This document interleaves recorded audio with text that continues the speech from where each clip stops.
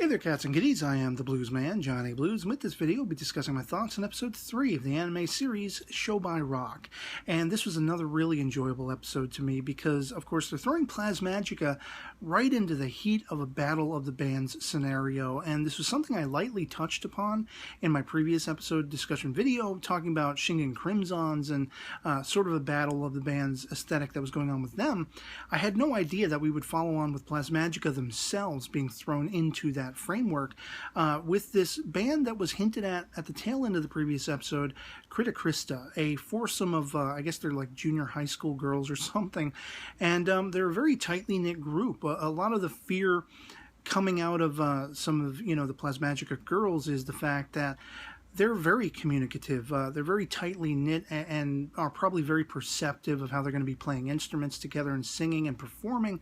Whereas the Plasmagica girls, some of them are really still struggling with that. Our main character, whose name I've been pronouncing as Cian, but I'm hearing them say Xian, so I will probably be pronouncing it Xian from here on out.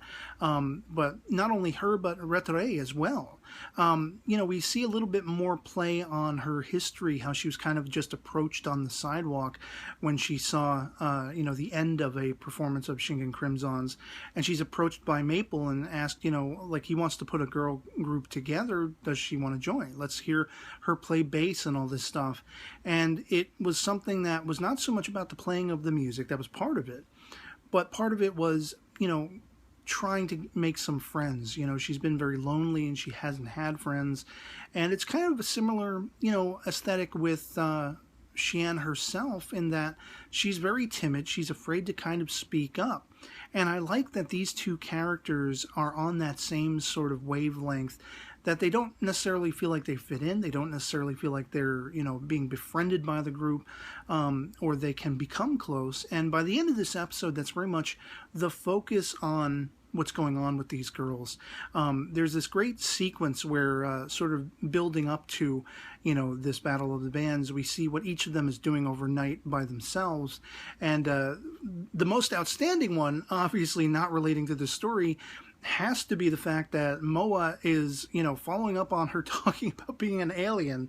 She apparently is an alien, and kind of like Mork from Mork, she's sending reports back to her mothership or whatever it is, and she's fearful of other, aliens or members of her species coming down to this world, Midi City and everything like that.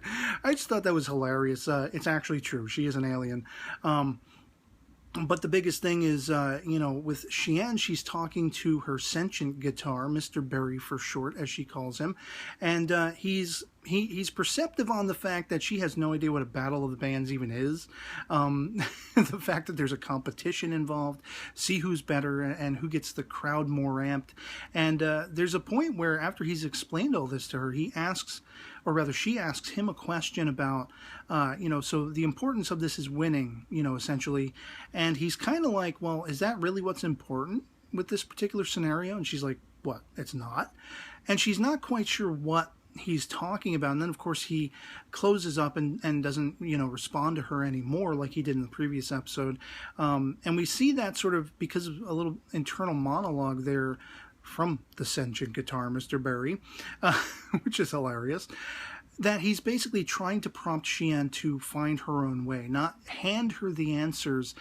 He wants to, prompt her self-evolution, to let her find herself and find her skills. She's jotting down ideas for the song they're going to be performing, and she's just really afraid of actually bringing this up.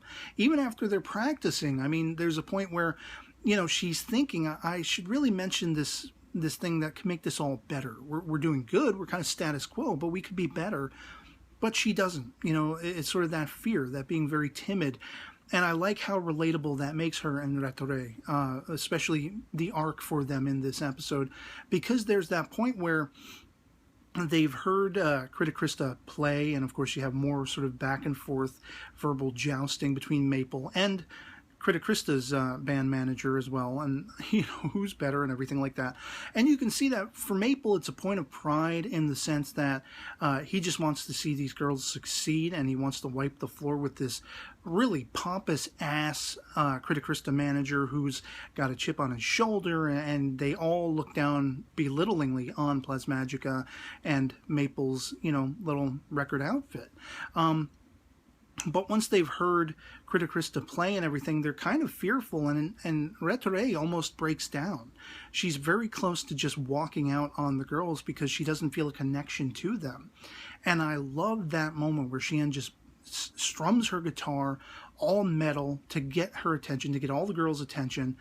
And this is where we find she's actually bringing up her changes to the music, to the performance for this Battle of the Bands thing. And we basically have two great songs that are played. First by Krista was really a catchy tune, really awesome. I love that the music for this show is that damn good. I mean, it's stuff that I would listen to even if I wasn't familiar with it being, a part of this show.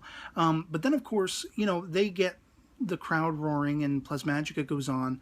And I like how we're seeing step by step, this was the plan in action from Shien as they're playing. And then they, focus on the song full force. Again, another awesome, pretty badass sort of J-pop, J-rock song. And I love at the end that it didn't sort of err toward the side of the cliche. The girls didn't win. Plasmagica didn't win the Battle of the Bands. But they won in another way. They won in their relationships, their friendships, their, being co-workers in this band. They are now closer for it because of Shien's opening her mouth and sharing these ideas and getting them all pumped up and excited. Even Reitetsu, who felt like the outsider, even to this point. And that was what mattered more. That was, calling back on what the guitar, Mr. Berry, said, there was something more important than winning. But of course, there's also the added aspect of, well, we're going to focus, we're going to become better, we're going to actually try and strive to beat, this band another time down the road.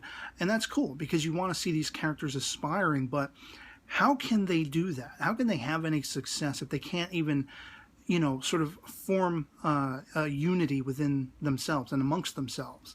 And so I loved it. I loved the message of this episode. I loved the music. I loved the animation. Once again, calling to that perfect marriage of CG and 2D animation when the music, the bands are playing and everything. And by the end, I absolutely love the full circle level of Shien and Reitetsu talking. And Reitetsu understands now that she has felt just like I have felt. And maybe there's hope. Maybe maybe with these girls I can actually have friends and they will become my friends. And I just loved it. I loved the, call me a sucker for romantic stories, call me a sucker for sort of happy-go-lucky stories.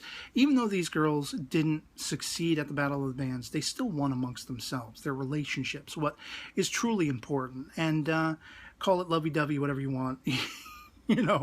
I loved it. I loved that was the end. And of course, then we pick up with these four characters of whom I have no idea the identities of other than their names that they spout off to each other, really wanting to go to Midi City and see bands and everything like that. And when the fourth one comes in, they're like, well, why don't we go? There's this brand new band that's just coming in. And once again, it's a teaser to another new band that's going to be debuted in the following episode after this. So it's going to be interesting to see what that's all about. Something to do with traditional Japanese or something like that. Language, music, otherwise. I don't exactly know. But I'm excited. This show excites me. It gets me pumped. I love it.